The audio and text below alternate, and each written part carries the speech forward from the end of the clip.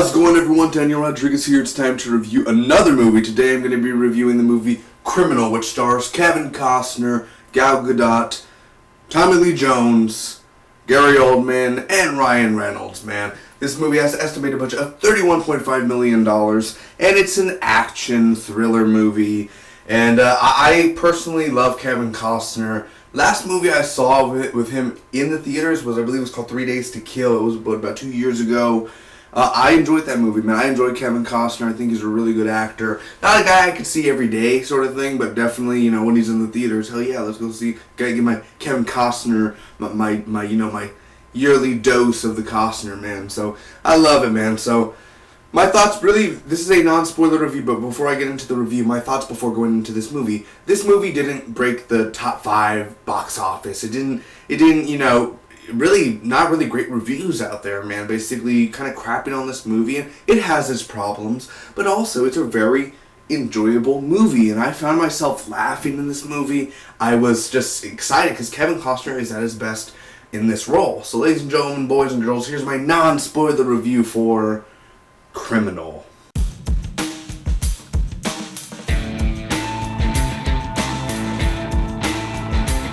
First off, on the good side, man, Kevin Costner is awesome in this movie. He's funny. He's just a badass in this film, man. And I have to say, I didn't expect Kevin Costner's role to be what it was. You know, it's gonna be that badass sort of guy. He stuck me. You know, your husband's brain is in my brain and all that sort of crap. No, like literally, he was such an enjoyable and sort of likable character in a sort of way. Even though he's not doing good stuff, he's a likable guy, and he definitely makes me laugh. I haven't seen Kevin Costner like this in a very long time, if not ever, man. So I really enjoyed the way Kevin Costner portrayed the character, and as well as the action scenes, the way it's done, the practical effects that they use. Now, there's CGI effects every now and then, but the practical effects, you know, car crashes or explosions or stuff like that, man, they definitely did a really good job, you know, with the cast and crew of making that happen. And let me tell you, there's a Ryan Reynolds scene. I'll say it's an action scene. That's it. He's not in the film for the whole movie. He's just in parts of the movie. And I will say that the action scene that he's in, this is what I love about the movie, is the way it's directed and the film, the way the action scenes are filmed throughout the movie. It's really well filmed, the action. It's not like multiple camera angles and taken 2, taken 3, you can't see none of the action. What's going on? What's he doing? What's he hitting? I don't know what he's doing. No, you could see the action thoroughly. Boom, boom, headshots, you know what I mean? Like, you could see everything going down so smoothly, as realistic as possible as can be, and that's what I really love about this movie. The action choreography of Kevin Costner, what he uses, dude. He's a badass, like I said, man, so it's such an enjoyable action flick, and that's one of the things. I think the cinematography was really good, the tone of the movie, how dark it was. Those were the good things about the movie, man. It's really enjoyable, because I walked in and I was like, okay, I'm hoping this is a good movie. It's over 2 hours long. It's like 2 hours and 10 minutes maybe, 2 hours and 13 minutes, something like that. And I'm like, I feel like it's going to be a boring movie. I feel like it's just going to make me sleep. And honestly, Kevin Costner and the action kept me going throughout this movie. On to the bad stuff about this movie. It is a predictable movie. Not the whole movie, but like 50% of the movie of what's going to happen is sort of predictable, even if you've seen the trailer. If you've seen the trailer, there's this massive scene in the trailer where it shows something, and then one of the characters are like going on to something in the film, and you're like, I know what's going to happen because I saw the trailer. You know what I mean? Like, so make sure if you haven't seen the trailer, you might want to not see the trailer, man, but it is a very, really good movie. And the villain in here is just that cliched, you know, from the other side of the world villain, and, you know, oh, I had to get the codes and everything. Look at me, I'm the villain, and I torture people, yeah.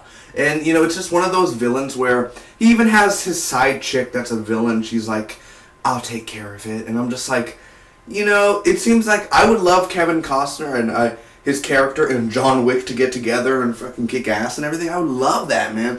But they're not in the same world, obviously. But, you know, this villain seems like a villain that John Wick should be fighting and not Kevin Costner, man. So the villain was so cliche, cheesy, and sometimes that's good, sometimes it's bad. But the villain, he's not a bad actor or anything, mind you that. I mean, they were good acting, the villain, but just the role of the villain in the movie, and where's my money, or where's the code, and all that.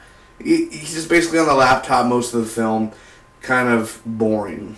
Which brings me to the next con, which is there's a lot of slow scenes in this movie where there's multiple scenes where I could say it was not a necessary scene. This movie could have been cut down to maybe an hour and 40 minutes, an hour and 50 minutes. It could have cut at least 25 minutes of footage out of the film.